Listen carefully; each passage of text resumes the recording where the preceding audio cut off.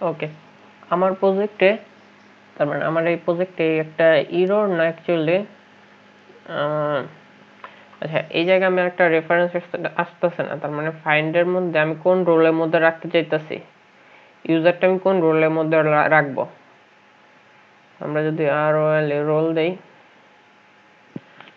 আচ্ছা রোল দেওয়ার পর রোল ডট রোল না ফাইন্ড দেই, find ডট ইউজারের নেমটা আসতেছে না। কেন আসতেছে না? আমরা যদি আমাদের এই ইউজারটা দেখি, ইউজারের আইডিটা আমি কি ধরছিলাম, রোলের আইডিটা স্ট্রিং রোল আইডি, এটা কোথায় রাখছিলাম, আমি ফাইন্ডের মধ্যে রাখছিলাম। আর ফাইন্ডে আমার এটা যেহেতু অ্যাসিঙ্ক মেথড, এই জায়গায় আমরা যদি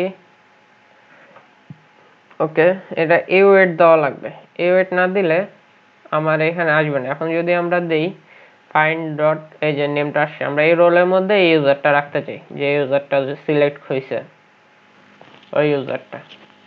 ওকে, এটা একটা ছোটখাটো এরর, আমার মনে হলো যে শেয়ার করার দরকার। That's it, by. ওকে, এটা কমপ্লিট করি। ওকে, দ্যাটস ইট, বাই।